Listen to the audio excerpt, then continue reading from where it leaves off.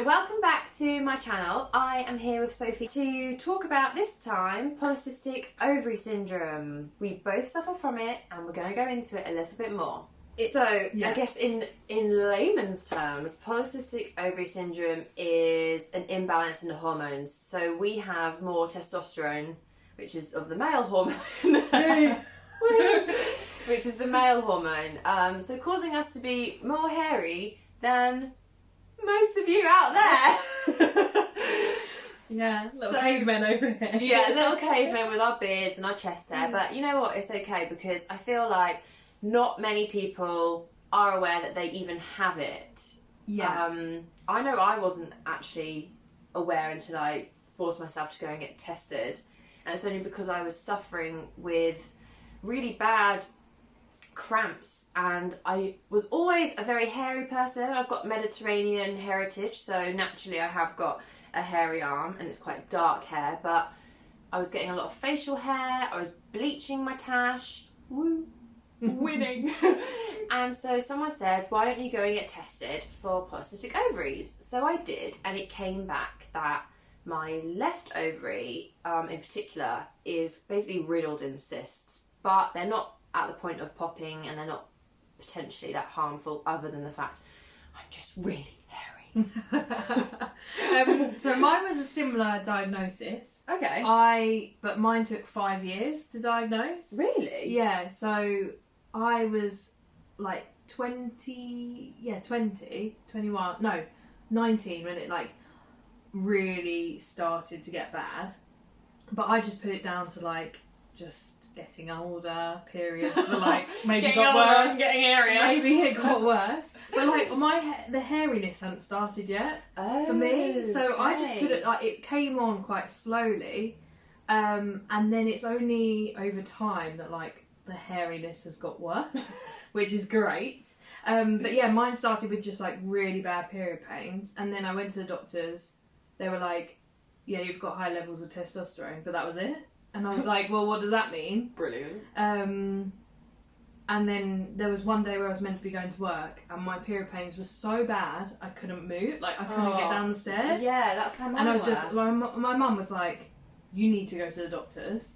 And then yeah, when I had the scan, they're on both sides, so there's like cysts on both of my ovaries. But yeah, they're not like harmful cysts though. I want to make sure that like anyone watching this is like, it's not cancer, it's not, they're like a different, they're called like polyps, they're like, they're not like actual just a little polyp. They're not like bad.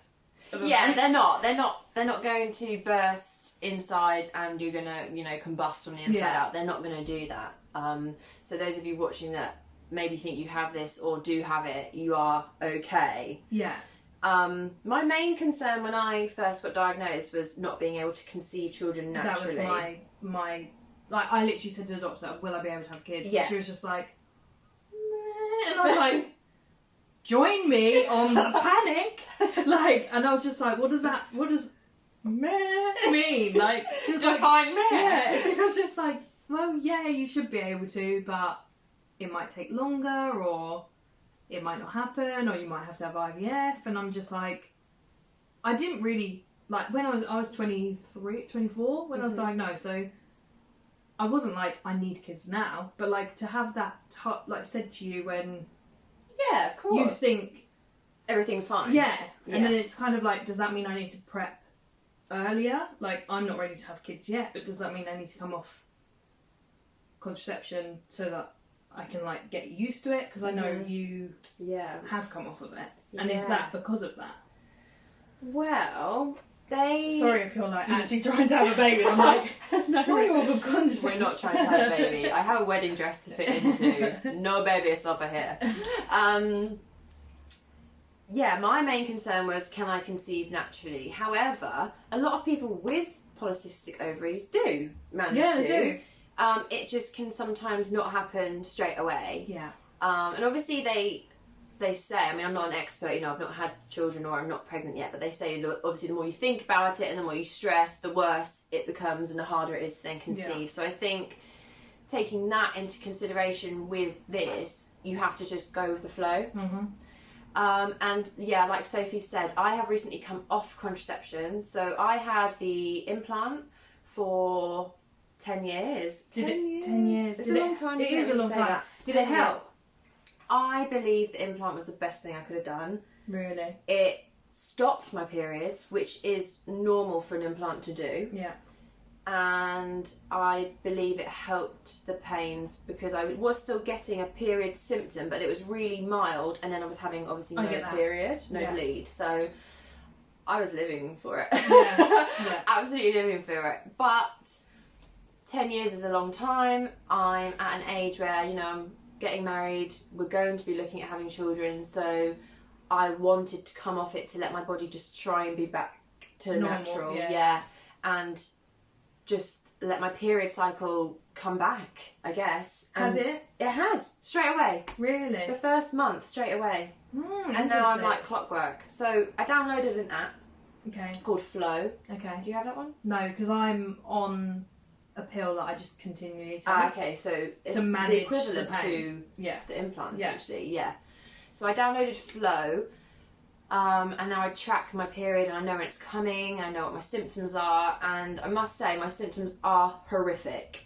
Yeah, I can. When I don't remember this ever happening. When I think back to what I had, like I'm not kidding you with the doubled over in pain, and I feel for you now. I am doubled over in pain, and that's what puts me off coming off of this before I actually want to have kids, because I'm like, I agree, like I want to get my body into a natural cycle, but I'm also like, can I actually bear the pain for no reason? Like, I think if I knew I was going to have kids, or trying to, you could get, I would be able to cope. So I have considered going back on the pill. It's that bad. Really? Oh god. Yeah, it's not great. I'm not going to lie to you, it's not great. And every time I have a period, I feel like within 2 weeks we're bloody here again, and it's coming back. Because your hormones affect so much of your life. So much. And when you're I've been on the pill for 9 years, so it's kind of like that is a long time to be on contraception for.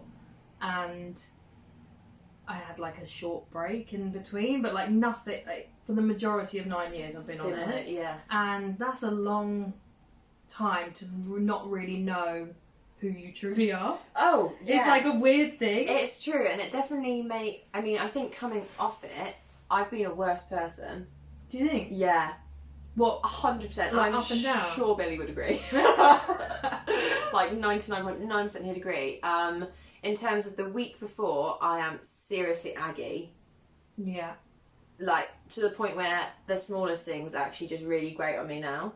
Okay. And then the week during, because mine's a 7-day. Right.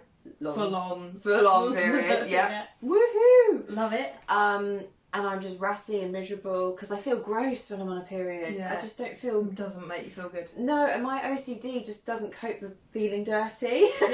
Even though it's not a dirty thing and it's completely normal, and I'm all for it being spoken about in that way. My OCD doesn't allow it to make me feel good. Right. So you're stressing even kind of before it's happened. Yeah, and it makes everything worse. I need to be in the bath all day.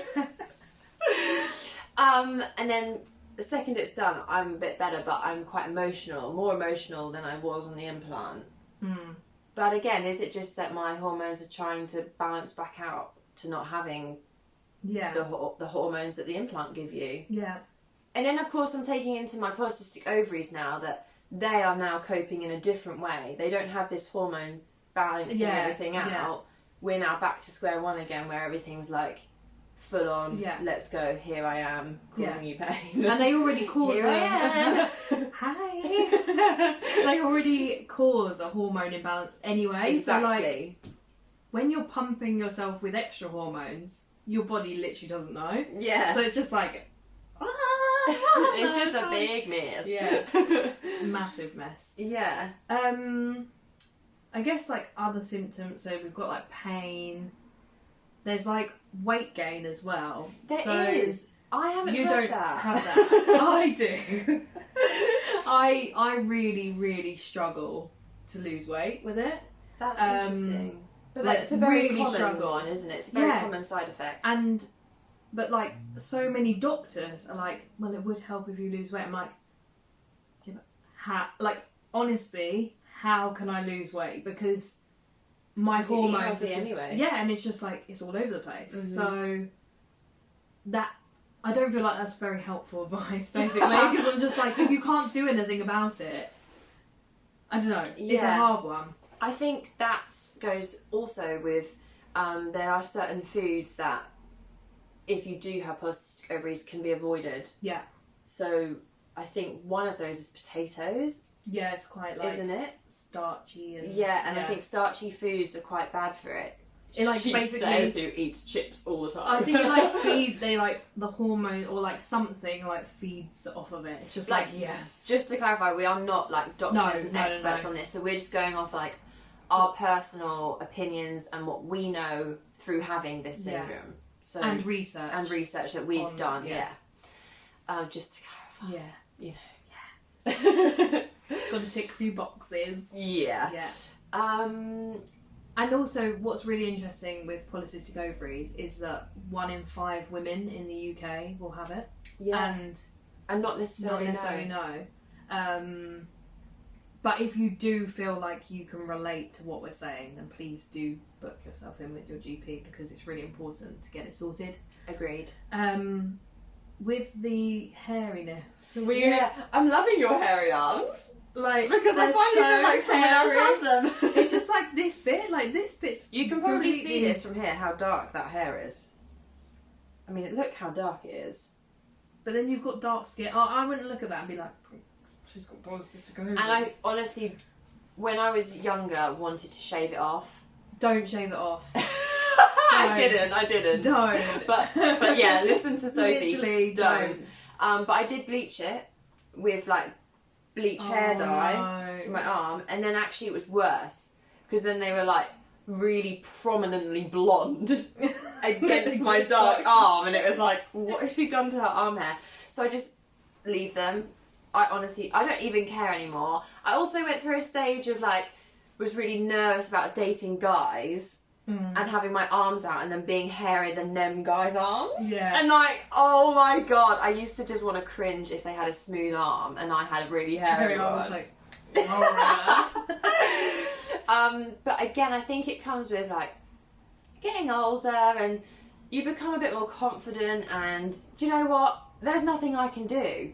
No, and also it's more maintenance. Like, can you actually be bothered to have to worry about that too? Arm hair. It's just like, no, I can't. I really can't. And I haven't got the money to either. So it's just like, no. And you know what? A lot of girls have dark arm hair, so it's fine. Yeah, I get like this sort of like thick line here. I don't really get it. Like, his absolutely, like, it is, you can see this hair. It's fair though, isn't it? It's fair, whereas like, it's just this bit that's like thicker and darker. At least it's on the inside. Yeah, it's just...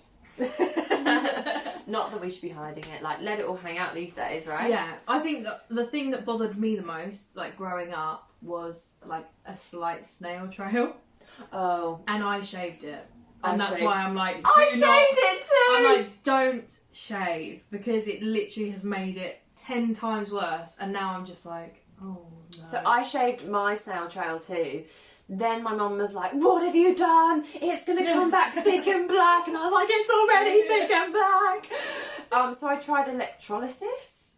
Okay. And that scarred me. Fantastic. So not only now have I got thick black hair on my tum-tum, I've got scars on my tum-tum. And then I have started waxing it now. And I have had laser on it a couple of times. But... I've actually just gone back to waxing it.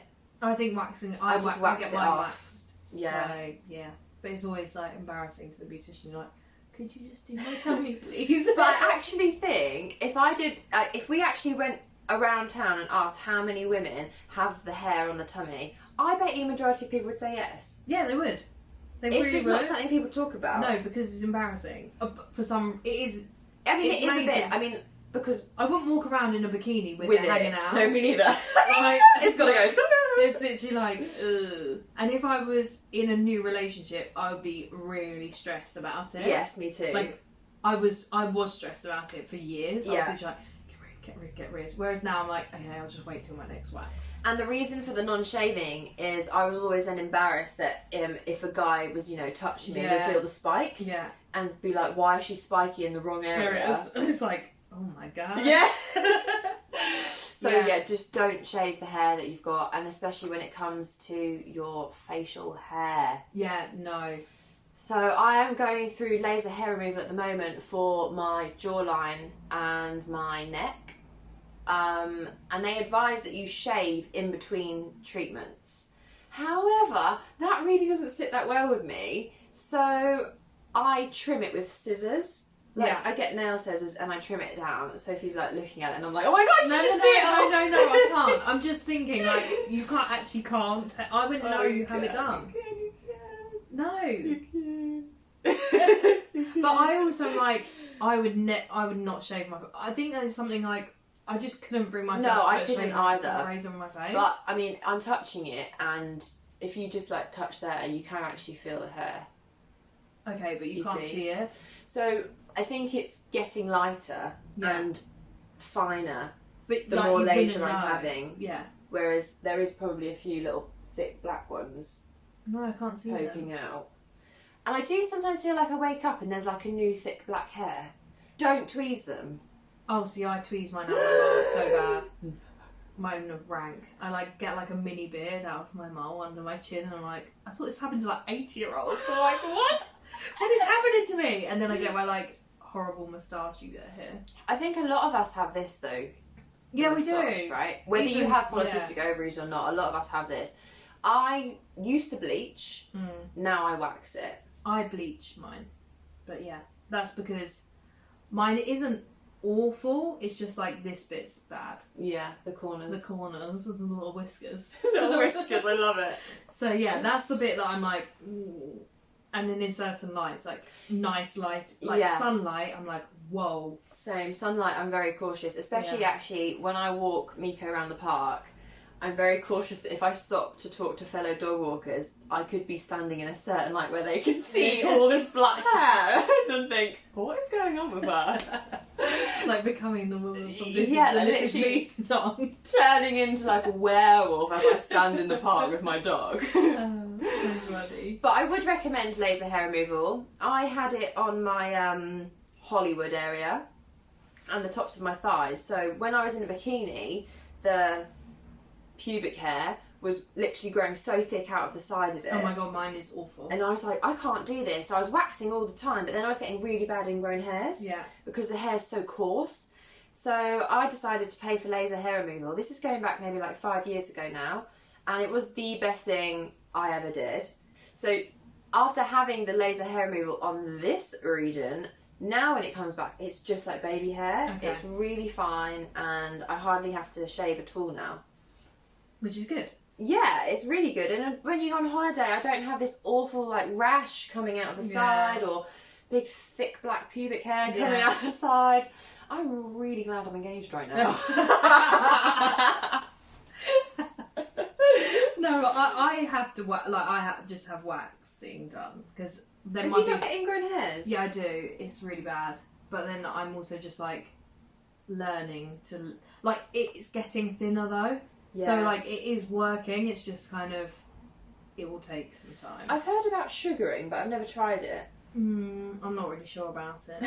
Why? I don't know. I can't really imagine someone just rubbing. Do they rub sugar? I think so. Just maybe we should try it and film it. I'll take Sophie to a sugaring session. Sounds a bit naughty, that. It does. I think the hair thing is just the worst bit about it. Yeah, I think so too. And if you are affected by the hair, just try and do something that's not shaving. If you want to look into laser or bleaching, so there's a really good brand called Jolene. Yeah. It's Jolene, isn't it? Yeah. And that is, they do one for light hair and dark hair, I think. So you can use that to bleach this area or any other areas you have. We both have really bad chest hair too. Chest hair. Actually have chest hair. My friends have spotted it and I'm just like, yeah, hi. Yes. Here I am. It's little bits just there. It's getting darker as well. I'm like, what the hell? But yeah. But if I go in the sun, it does all go lighter. Yeah, I need a holiday. Yeah. Like, we just need to be permanent. We need to just live in the sun, basically, and then you wouldn't see it as much. But, hey, it is what it is, right? And I think it's good to talk about it and raise awareness because a lot of people are embarrassed, and to an extent I still do get embarrassed about it. Yeah, there isn't it, yeah. Because I guess as a woman you're seen to be like all beautiful and smooth and no bodily hair, and then all of a sudden you've got a woman who's got chest hair. And also I think there's like that contradiction of like, we would both stand up and say we're feminists, I think. Like, we would. But then there's also, like, people would be like, yeah, but then why are you waxing? Why are you waxing? Yeah, so actually that's interesting, because I don't think I would say I'm a feminist. Would you not? I don't think so. Because when people say the future's female, I really disagree with that. I know. My future's not female. Yeah, I'm getting married to a guy. Yeah. You know? So no. I don't agree with future as female, but I agree. With feminism, I think it, like, for me, feminism is about equality. Like, I've been in the workplace where I haven't been paid the same as a man. Okay, that, yes. And that is where I see feminism. I don't see, like, how having hairy armpits makes you a feminist. Okay, I'm with you. So I think the term feminist probably needs to be changed. Or, like, it's gone too far. Yeah, okay, so if that's what we're defining as, then yes, I am. Yes. But if it's a futurist female thing, then no, I'm not. And I agree with you there. I'm definitely not. Okay. You need both. You need both. Oh, you do. The world goes round, Yeah. and we can all be equal. I mean, I probably have more arm hair than my boyfriend. Like, it's okay. It's totally fine. Whack some Jolene on your tash. Oh my gosh. Here it is. The magic stuff. So it's really simple to do. We were going to do it for you, but It's not. there's a lot of hassle involved, and I don't know if you really all want to see that. So you mix it up, follow the instructions, slather it on the areas. You sit there with a little white tash, a little white beard, chest hair. Yeah. And then you leave it for what? Is it 15 minutes or something? And you can kind of like, you can see it on yourself, like when you need to take it off. Yeah, and don't be alarmed if it burns. Yeah. It sort of feel like it burns, because it's essentially dying hair. Yeah.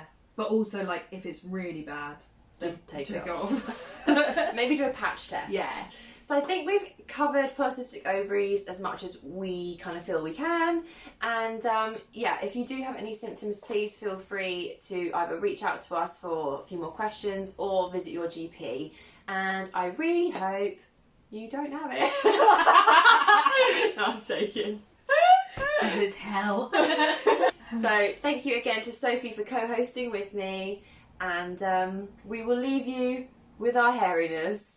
Yay. Thanks for watching.